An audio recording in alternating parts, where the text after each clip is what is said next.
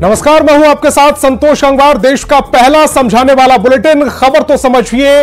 इस आधे घंटे में हम आपको सिर्फ खबर नहीं दिखाएंगे बल्कि खबरों की पेचीदगी को भी समझाएंगे। लेकिन सबसे पहले झट से जान लेते हैं आज की 5 बड़ी खबरें जिनके मायने हम आधे घंटे में आपको समझाने वाले हैं। तो समझिए, बजट से बिहार को क्या उम्मीद है, यह सबसे पहले आपको समझाएंगे कि बजट से बिहार को क्या उम्मीद है, बजट से बिहार को उम्मीदें क्यों हैं, यह भी समझना बहुत जरूरी है। विशेष दर्जे पर विशेष सियासत को समझिए, वो भी समझाएंगे हम आपको। और साथ ही साथ पूरा बिहार हमारा परिवार वाले नारे को भी समझना बेहद जरूरी है। इसके अलावा अगर बात करें तो क्या है झारखंड में बीजेपी के चुनावी मुद्दे, झारखंड की सियासत को भी समझाएंगे। इस पॉइंट्स के जरिए विपक्ष को प्रधानमंत्री का संदेश क्या है वो भी हम आपको समझाएंगे। तो बिहार को विशेष राज्य के दर्जे की मांग पर सरकार ने लोकसभा में जवाब दिया है। लोकसभा में वित्त राज्य मंत्री पंकज चौधरी ने केंद्र सरकार की ओर से जवाब देते हुए कहा कि बिहार की विशेष राज्य का दर्जा देना संभव नहीं है। सवाल है कि बिहार को विशेष राज्य का दर्जा देने में दिक्कत क्या है, तो वो समझिए।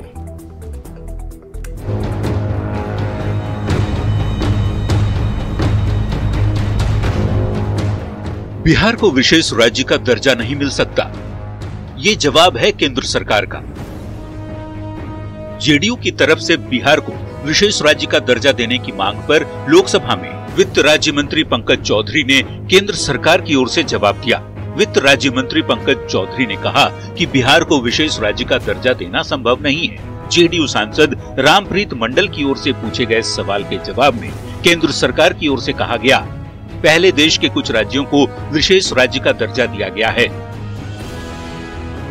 विशेष श्रेणी का दर्जा राष्ट्रीय विकास परिषद यानी एनडीसी की ओर से दिया जाता है।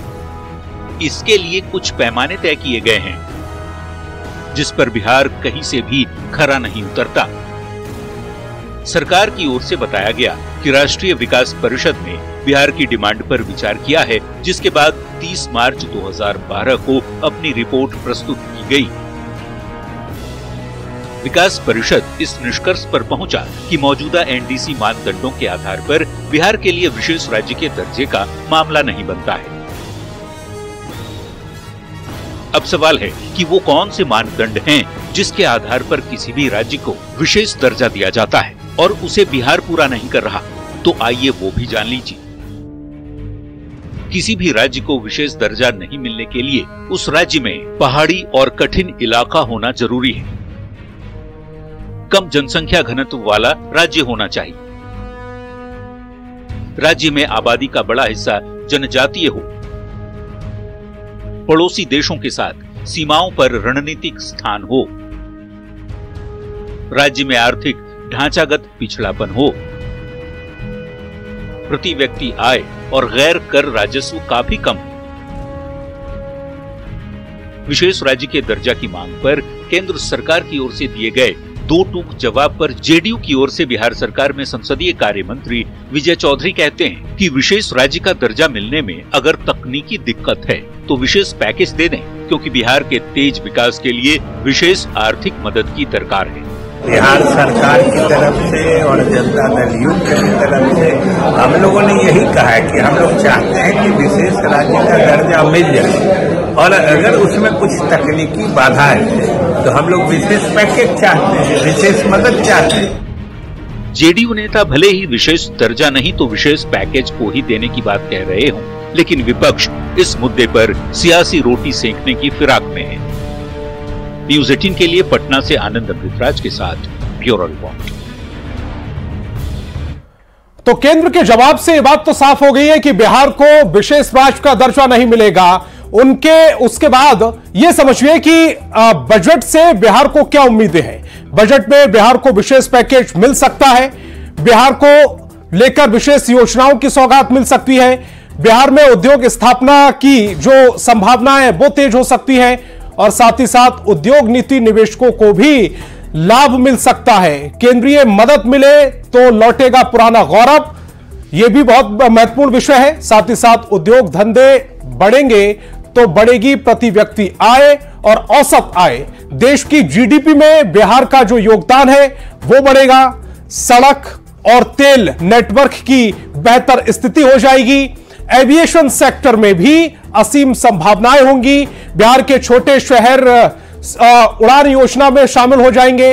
8 एयर स्ट्रिप के अपग्रेडेशन में भी सरकार जुट जाएगी और हवाई सेवा में तेजी से परिवहन का गढ़ बिहार बनने लगेगा।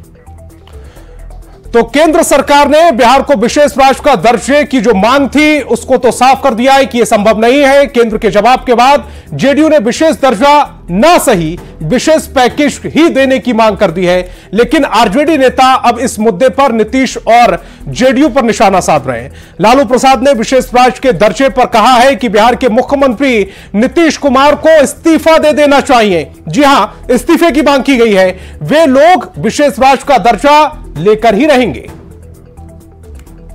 का दर्जा लेकर रहेंगे, बिल्कुल देना पड़ेगा।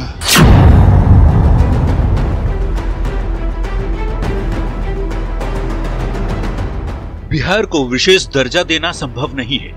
लोकसभा में दिए गए केंद्र सरकार के इस जवाब के बाद बिहार में सियासी माहौल गर्मा गया है। आरजेडी अध्यक्ष लालू प्रसाद ने विशेष राज्य के दर्जे पर कहा कि बिहार के सीएम नीतीश कुमार को इस्तीफा दे देना चाहिए। लालू प्रसाद ने ये भी कहा कि वे लोग विशेष राज्य का दर्जा लेकर रहेंगे।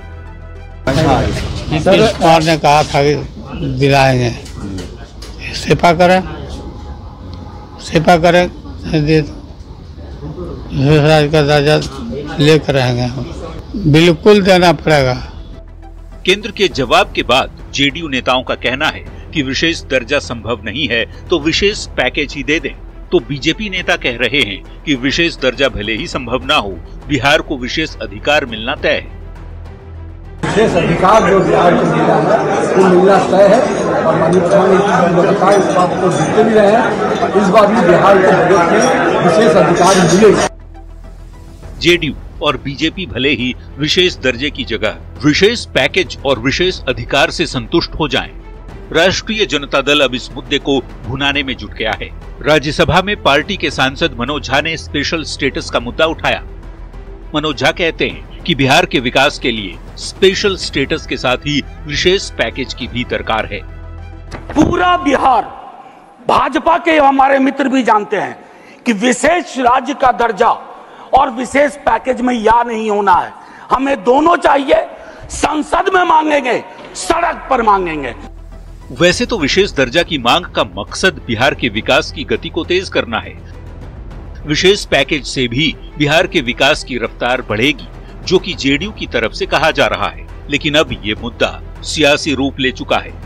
विशेष दर्जा मिले ना मिले, इस मुद्दे पर 2025 के बिहार विधानसभा चुनाव तक विशेष सियासत जरूर होती रहेगी। न्यूज़ 18 के लिए दिल्ली से अमितेश सिंह और पटना से आनंद अमृतराज के साथ ब्यूरो रिपोर्ट। और बिहार को विशेष दर्जे की मांग खारिज होने पर लालू प्रसाद यादव ने सीएम नीतीश कुमार का इस्तीफा मांग लिया। इस पर केंद्रीय कपड़ा मंत्री गिरिराज सिंह ने पलटवार किया है। गिरिराज सिंह ने कहा कि लालू प्रसाद जब सत्ता में थे तो उन्होंने बिहार के लिए कुछ नहीं किया। आज जब किसी लायक नहीं है तो पॉलिटिकल नौटंकी कर रहे हैं। पाने में भी प्रश्न किया गया, उसका जवाब देख तो अंग्रेजी पढ़ रहे हैं, पॉलिटिकल नौटंकी कर रहे हैं। जिस समय कांग्रेस के गोद में खेल रहे थे लालू जी, न इस्तीफा दिया, न करवाया, न ले पाया, उसका जवाब कौन देगा? अब तो वो नीतियां ही नहीं है। किसको बुड़बक बनाना चाहते हैं? बिहार के लोग मूर्ख हैं क्या?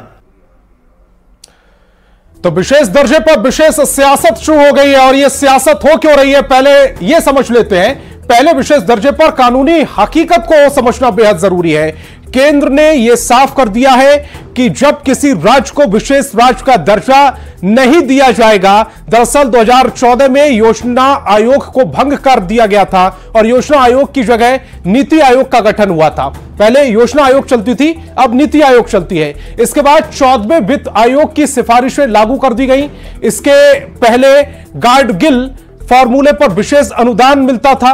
14वें वित्त आयोग की सिफारिश लागू होने के बाद गार्डगिल फॉर्मूले पर आधारित अनुदान बंद हो गए।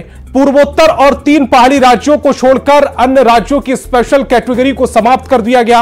हालांकि आयोग ने जो हस्तांतरण से संसाधन के अंतर को भरने की सिफारिश की, इसके तहत केंद्र के कर राजस्व में राज्यों की हिस्सेदारी 32% से बढ़ाकर 42% कर दी गई, ताकि बिना स्पेशल स्टेटस दिए राज्यों के बीच के संसाधनों के अंतर को कम किया जा सके। तो विशेष दर्जे पर विशेष सियासत को भी समझाना बेहद जरूरी है। दरअसल विशेष सियासत क्यों हो रही है? केंद्र सरकार ने साफ किया है कि विशेष दर्जा संभव नहीं है। जेडीयू विशेष दर्जे को नहीं तो विशेष पैकेज की मांग करने लगी है। पहले वो विशेष दर्जे की मांग कर रहे थे, लेकिन जब केंद्र ने यह कह दिया कि विशेष दर्जा संभव नहीं है, तो जेडीयू अब कह रही है कि विशेष दर्जा छोड़ो, विशेष पैकेज दे दो। बीजेपी भी विशेष अधिकार की बात कह रही है, लेकिन आरजेडी जो मुख्य विपक्षी पार्टी है बिहार में, आरजेडी विशेष दर्जे पर अड़ गई है। लालू प्रसाद ने इसको लेकर नीतीश कुमार पर निशाना साधा, क्योंकि नीतीश कुमार विशेष दर्जे की मांग करते रहे हैं। जब वो बीजेपी के साथ नहीं थे तब वो हमेशा विशेष दर्जे की मांग करते रहे थे, लेकिन अब चूंकि साथ है और विशेष दर्जा चूंकि केंद्र कह रही है कि नहीं दिया जा सकता, तो वो कह रहे हैं विशेष पैकेज दे दो। चूंकि बिहार विधानसभा का चुनाव नजदीक है, ऐसे में आरजेडी को इस मुद्दे पर चुनावी फायदा भी दिख रहा है। अब आरजेडी नेता इस मुद्दे को चुनाव में भुनाने की कोशिश करेंगे, क्योंकि विशेष दर्जा मिले ना मिले इस मुद्दे पर वोट जरूर मिल सकता है। और मानसून सत्र से पहले पटना में एनडीए विधायक मंडल दल की बैठक हुई। बैठक में मानसून सत्र को लेकर सत्ताधारी दल अपनी रणनीति पर चर्चा की और 2025 को लेकर अपना एजेंडा भी तय कर दिया है। सीएम नीतीश ने 2025 में 225 का लक्ष्य रखा है और पूरा बिहार हमारा परिवार का नारा देकर अपनी मंशा जाहिर कर दी है।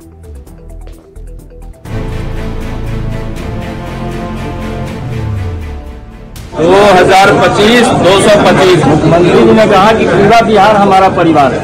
बिहार विधानमंडल के मानसून सत्र के पहले एनडीए विधानमंडल दल की बैठक हुई। विधानसभा के एक्सटेंशन सेंट्रल हॉल में एनडीए के तमाम विधायक विधान पार्षद जुटे। एनडीए की बैठक में विधायकों ने अपनी बातें कही, सीएम के सामने अपनी समस्याओं को रखा। मानसून सत्र के दौरान सदन को सुचारू ढंग से चलाने और विपक्ष के हमलों का जवाब देने की रणनीति तैयार की गई। सीएम नीतीश कुमार ने कहा कि 2005 से हम सभी के लिए काम करते रहे हैं और आगे भी करते रहेंगे। मुख्यमंत्री जी ने निर्देश दिया कि भाई सबको मिलकर चलना चाहिए, सबको मिलकर काम करें और बढ़ते हुए बिहार के साथ सबको रहें। और जिसको भी किसी तरह का अगर कोई समस्या होता है और कोई वैसा काम, वैसे तो सरकार सारे कार्यों को करने में तत्पर है, लेकिन अगर कोई वैसा काम जो नहीं हो पा रहा है तो लोग डायरेक्ट माननीय मुख्यमंत्री से मिले और अपने काम के बारे में बताएं। वो काम को जरूर पहल होगा, उस काम को जरूर पूर्ण किया जाएगा। वैसे कहने को तो ये बैठक मानसून सत्र को लेकर बुलाई गई थी, लेकिन इस बैठक में 2025 विधानसभा चुनाव को लेकर रणनीति बनाई गई। सीएम नीतीश कुमार ने 2025 में एनडीए को 225 सीट का लक्ष्य दिया है। 2025 225 पूरा बिहार पूरा हमारा परिवार। बैठक में सीएम नीतीश कुमार ने एनडीए नेताओं को खास मंत्र दिया। सीएम ने कहा, पूरा बिहार हमारा परिवार है। हमारा बिहार पूरा परिवार। मुख्यमंत्री ने कहा सर, मुख्यमंत्री जी ने कहा कि पूरा बिहार हमारा परिवार है।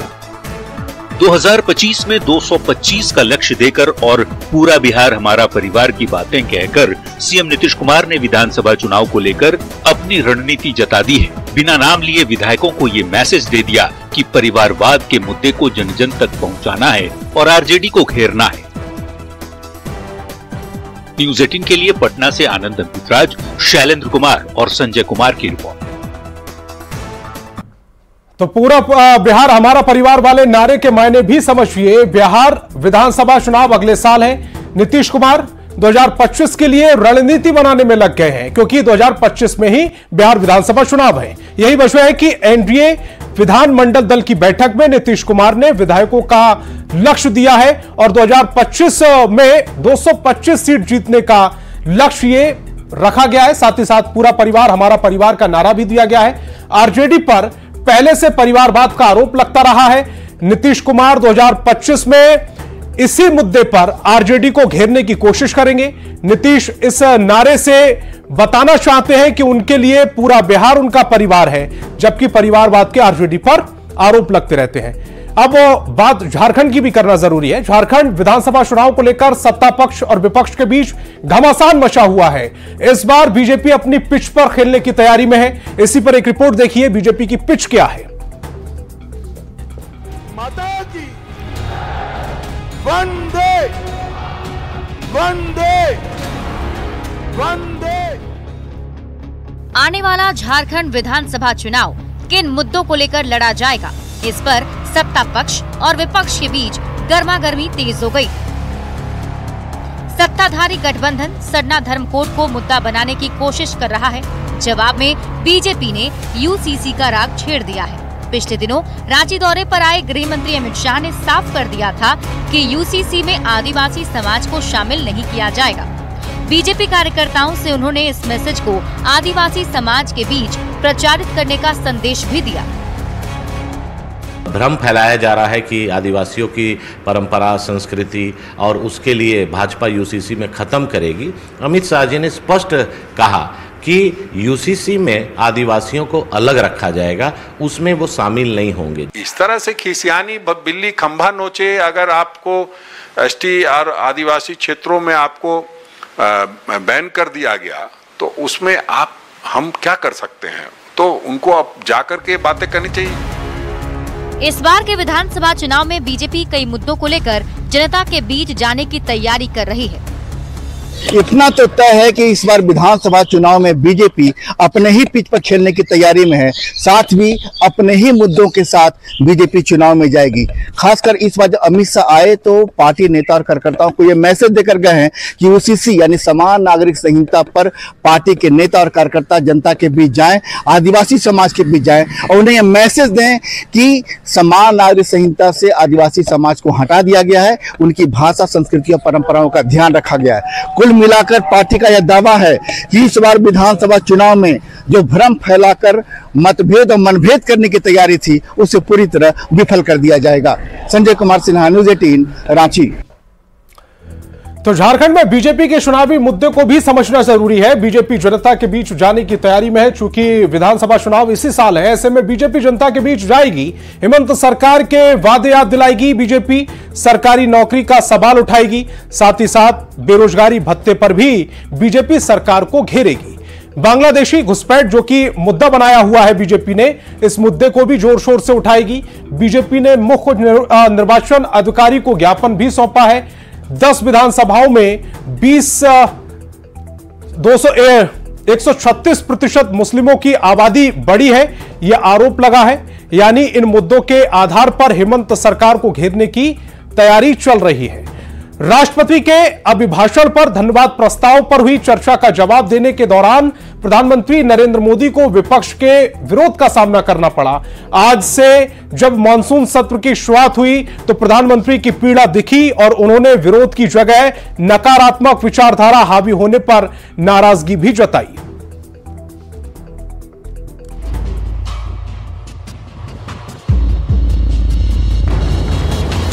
ढाई घंटे तक देश के प्रधानमंत्री का गला घोंटने का, उनकी आवाज को रोकने का, उनकी आवाज को दबाने का, और ये तरीका इस तरीके से नहीं चलेगा, बिल्कुल नो, गलत तरीका है।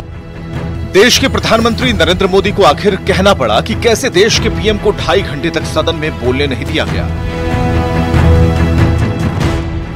पीएम ने बताया कैसे ये पूरा वाकया अलोकतांत्रिक था। पीएम ने बताया कि कैसे सकारात्मक राजनीति की दिशा को विपक्ष नकारात्मकता भरे स्वर से भटकाना चाहता है। पीएम ने बताया कि देश को प्रगति की विचारधारा की जरूरत है। जिस सरकार को सेवा करने का हुक्म किया है देशवासियों ने, उसकी आवाज को कुचलने का और लोकतांत्रिक प्रयास हुआ। 2.5 घंटे तक देश के प्रधानमंत्री का गला घोंटने का, उनकी आवाज को रोकने का, उनकी आवाज को दबाने का लोकतांत्रिक परंपराओं में कोई स्थान नहीं हो सकता है। तो खबर तो समझिए, मैं फिलहाल इतना ही। आप देखते रहिए न्यूज़ 18 बिहार झारखंड।